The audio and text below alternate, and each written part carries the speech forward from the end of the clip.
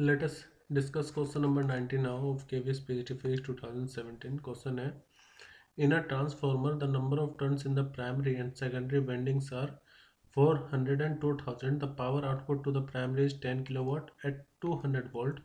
The efficiency of the transformer is 90%. तो देखो पहले मैं आपको बता देता हूँ कि एफिशिएंसी का फॉर्मूला क्या होता है। जो एफिशिएंसी होती है ट्रांसफार्मर की उसको ईटा से डिनोट करते हैं और वो होता है ratio of power output upon power input. ठीक है। अब जैसे यहाँ पर ट्रांसफार्मर में हमें प्राइमरी और सेकेंडरी विंडिंग्स के टर्न्स गिवन है।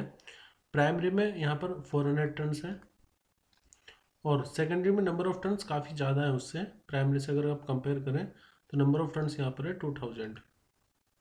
अब देखो जब भी ये इसको हम प्राइमरी कोयल बोलते हैं और इसको सेकेंडरी कोयल, जब भी सेकेंडरी कोयल में number of turns primary coil से ज़्यादा होते हैं तो उसको हम बोलते हैं स्टेप अप ट्रांसफार्मर।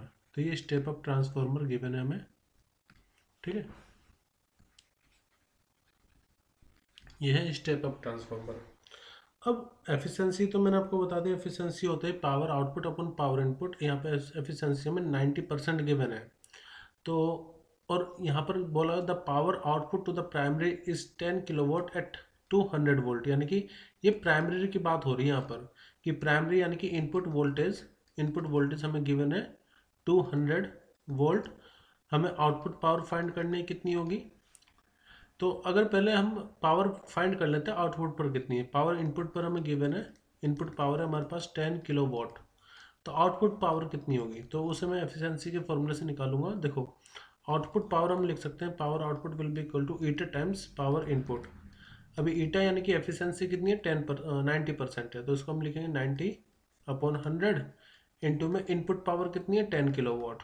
10 किलोवाट तो देखो जीरो से जीरो कैंसिल होगा तो ये आ जाएगा 9 किलोवाट, यानी कि आउटपुट पर हमें पावर मिल गई, कितनी होगी आउटपुट पावर हो जाएगी 9 किलोवाट। तो इसमें से आउटपुट पावर इज 9 किलोवाट, यानी कि बी ऑप्शन तो सही है। यानी कि जो भी हम आंसर चूज करेंगे उसमें बी जरूर आना चाहिए। तो देखो ए में तो बी नहीं आ रहा तो इसको तो हटाई दो, बाकी सबका भी अभी हम देख लेंगे। अब निकालते हैं वोल्टेज। देखो ट्रांसफार्मर में जो रेशो होता है आउटपुट अपॉन इनपुट का वो इस तरह से होता है, voltage output upon voltage input. Output मतलब यहाँ पर जो वोल्टेज होगी, इनपुट मतलब जो प्राइमरी में वोल्टेज होगी।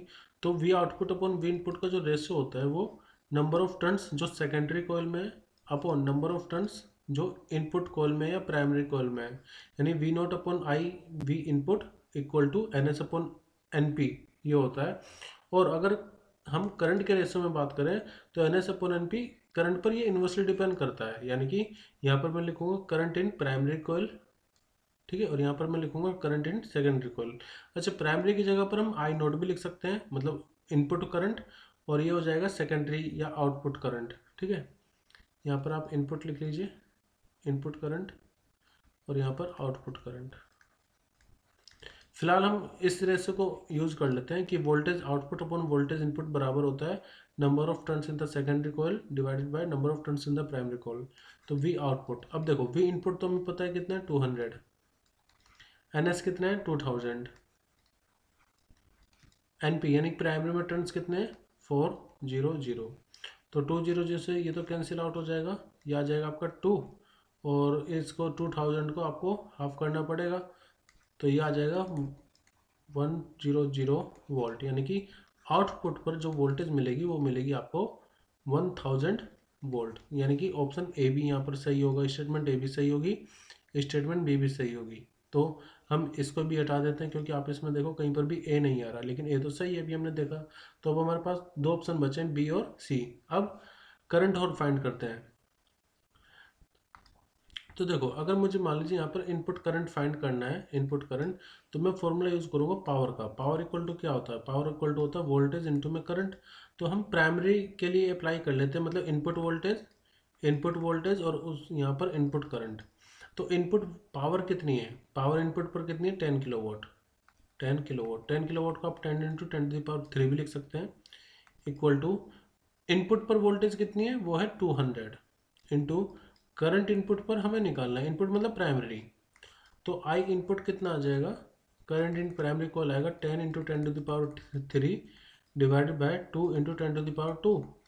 तो आप ये देखो, ये 10⁴ है और ये 10⁴ तो ये 10⁴ बचेगा यहाँ पर, यानी कि जिसको हम 100 भी लिख सकते हैं। अब 100 डिवाइडेड बाय 2 ये कितना आ जाएगा, 50 एम्पियर।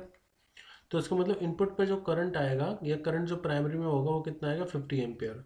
तो हमारी स्टेटमेंट सी भी सही है। अब जब ए बी सी सही है तो इसमें देखो सी तो नहीं आ रहा, तो हम ऑप्शन कौन सा चूज करेंगे, ऑप्शन सी, यानी कि ए बी और सी स्टेटमेंट सही होगी। तो हमने आउटपुट प्राइमरी करंट निकाला 50 एम्पियर, वोल्टेज आउटपुट पर निकाले 1000 वोल्ट, और आउटपुट की वोल्टेज पावर निकाली 9 किलोवाट। तो इसलिए ऑप्शन सी सही होगा।